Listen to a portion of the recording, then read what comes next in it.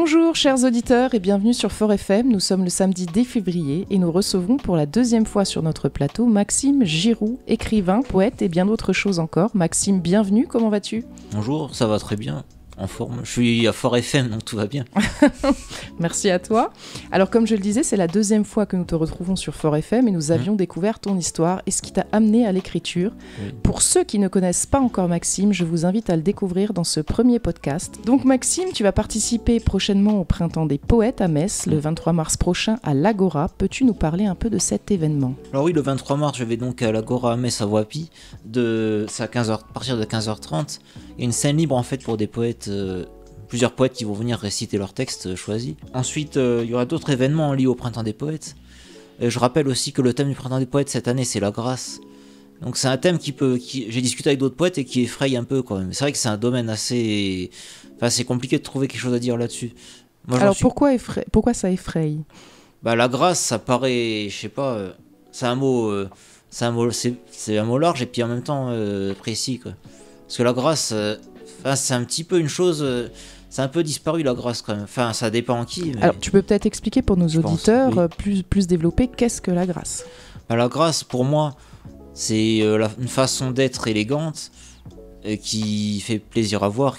Je pense que ça fait penser à la légèreté, la beauté bien sûr, et puis des choses un peu, comment dire, un peu du rêve quand même.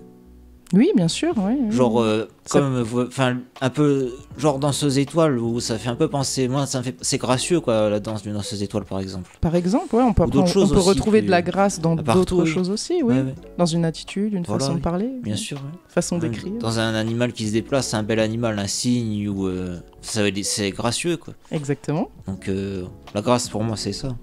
Mais tu vas aussi présenter ton dernier recueil de poésie, Un cœur vivant en ce monde. Tu peux nous rappeler un peu l'histoire de ce recueil ? En fait, c'est un recueil qui traite un peu d'une partie cœur, qui parle des sentiments amoureux et puis autres qu'on peut ressentir pour les personnes ou pour les choses ou pour ce qui nous entoure. L'amour, en fait. La partie vie, c'est les choses de la vie en général, quoi, sur les choses simples et difficiles de la vie, quoi. Le bon et le mal. Un peu rendu plus poétique et j'essaie de traiter les sujets avec des mots simples, compréhensibles par tout le monde. Parce que je veux pas jeter la pierre ou quoi, mais beaucoup de poètes maintenant de poésie, je trouve que c'est un peu obscur quand même à comprendre. D'accord, t'es pas dans la fioriture, tu veux vraiment toucher les gens. Voilà, d'accord. Il y a la partie monde aussi. Donc là, je parle du monde en général, en fait, les beautés du monde, comme les choses qui ne vont pas, j'essaye de. Enfin, si j'en parle, c'est d'une manière belle, quoi. Enfin, j'essaye.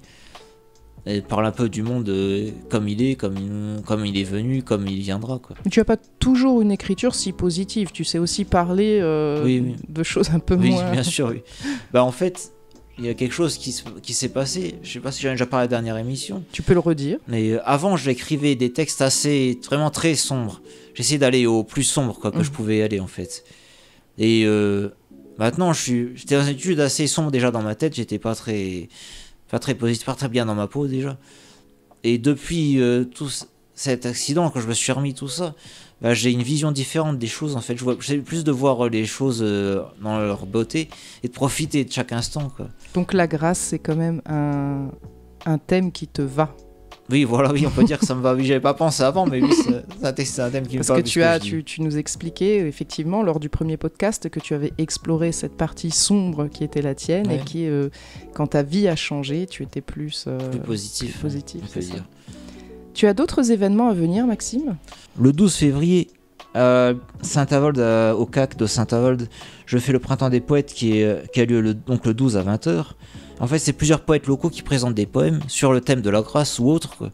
C'est un thème, il y a le thème principal, mais les sujets sont libres quand même. Oui, d'accord, c'est pas imposé. Non, c'est pas imposé. Non. Donc il y a des poètes un peu de tout le département qui participent. Enfin, département peut-être pas, mais tout le secteur de Saint-Avold, tout ça qui participe. Et aussi le 20 février, je participe Printemps des Poètes à la médiathèque de Folquemont. Alors c'est donc, je pense que j'ai pas les horaires exacts, mais en général les événements à Folquemont c'est à partir de 20h le samedi soir. D'accord. Donc c'est le samedi 20 à partir de 20h et c'est aussi une lecture de poésie. C'est un peu, on choisit son poème librement. Oui, ben après, et il y aura d'autres poètes aussi locaux, je pense, qui viendront. Dans la poésie, il vaut mieux pas enlever la notion de liberté, ce serait dommage. C'est important. C'est important.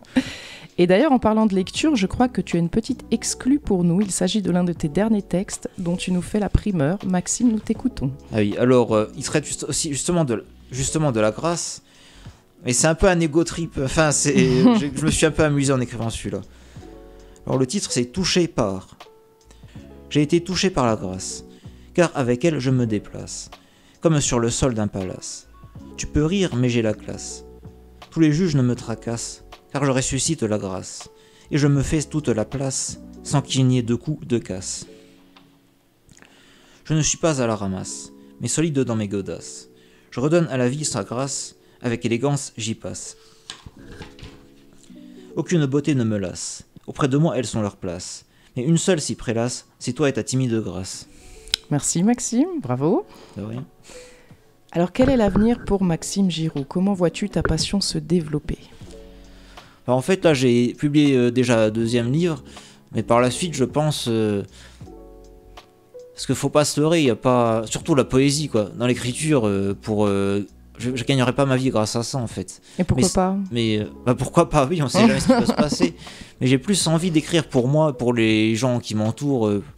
écrire pour le plaisir en fait plutôt que essayer de publier un texte, à moins que peut-être que je ça pense me revienne. Précisément que quand on écrit pour soi ou pour les gens qu'on aime, c'est à ce moment-là qu'on peut toucher le maximum de personnes.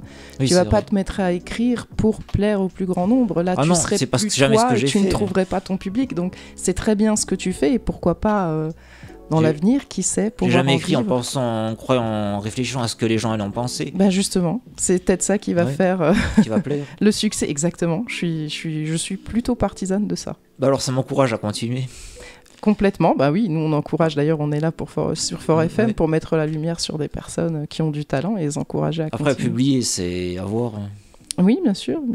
Mais tu peux continuer, tu en as déjà fait 2, pourquoi pas un troisième? T'as un troisième qui est en préparation ou tu n'y penses pas encore? Oh, j'y pense, j'ai plein de textes, mais rien n'est en préparation en tout cas.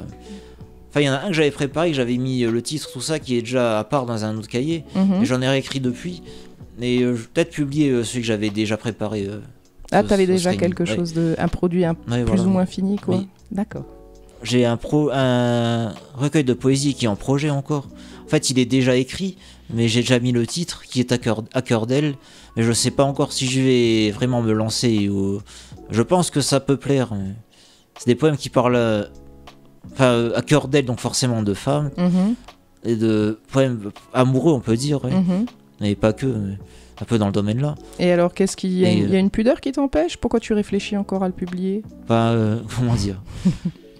Les textes étaient adressés à certaines personnes qui ne font plus forcément partie de ma vie. D'accord. Mais tu penses que ça peut t'empêcher d'en parler? Non, mais ça peut plaire à beaucoup, je pense à un certain nombre de personnes, à mon avis. À voir par la suite si j'ai envie. Voilà. Bien, moi, mon sentiment, c'est qu'on écrit toujours ou qu'on crée toujours à partir de notre vie, et même si cette vie est passée et révolue, elle continue à faire partie de nous. Donc moi, je t'encourage à publier ce troisième livre. Si tu penses en plus que le contenu peut toucher certaines personnes, je t'encourage quand même à le faire. Justement, si tu Après, je suis personne, je veux dire, tu fais ce que tu veux. Mais... Tu parles un peu comme si tu disais que pour tout le monde, quoi. Ben bien sûr, donc, l'œuvre t'appartient, peu importe de qui tu parles. Je pense que l'œuvre t'appartient. Ça me fait penser à quelque chose.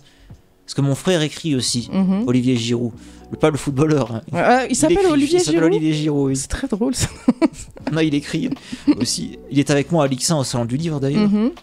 Il participera aussi au Salon du Livre? Au Printemps des Poètes? Oui. À Saint-Avold, peut-être, je sais pas. D'accord. On pourra peut-être le retrouver avec toi pour ceux qui nous suivent. Alors. Oui, d'habitude, il l'a déjà fait 1 ou 2 fois, le Printemps des Poètes au CAC à Saint avec moi. Là, je sais pas s'il va le refaire. Peut-être. Il faut le prendre par la main. Ouais, voilà, faut que je le pousse. Olivier Giroud, ça peut faire vendre en plus. Sur un malentendu, ça peut être. il a déjà publié 2 recueils aussi. D'accord. Bah écoute, si un jour il veut venir en parler, il est le bienvenu. Le premier qui s'appelle Pensée d'un homme ordinaire. D'accord. Donc le titre veut dire le contenu en fait. Et l'autre c'est Sam Action. Donc c'est des textes, mais l'écriture est différente de la mienne en fait. C'est plus, pas plus vivant, mais c'est un peu plus rythmé, un peu plus rythmé. D'accord. Ok. Bon, bah tant mieux, comme ça vous n'êtes pas concurrents. Non, on n'est pas identiques. Voilà. Tant mieux. Chers auditeurs, merci de nous avoir suivis. Vous nous retrouvez sur Facebook, Insta, YouTube, Alexa, l'appli Fort FM que vous pouvez obtenir en cliquant sur le QR code qui apparaîtra en fin de vidéo. Je vous invite à venir consulter notre site internet fortfm.fr. N'hésitez pas à liker et partager cette vidéo, activez la cloche pour rester informé. Vous vous dites sans doute, mon Dieu, comment pourrais-je soutenir cette formidable radio locale ? Eh bien, rien de plus simple, vous pouvez le faire via notre cagnotte Tipeee. Le lien se trouve en description. Au revoir Maxime. Au revoir Fort FM. Et au revoir tous les auditeurs. Au revoir Fort FM, c'est très bien. Au revoir Maxime, donc tu es le bienvenu pour venir nous parler de ton actu ou de ce que tu veux. Oui. À bientôt à tous sur Fort FM. Ciao.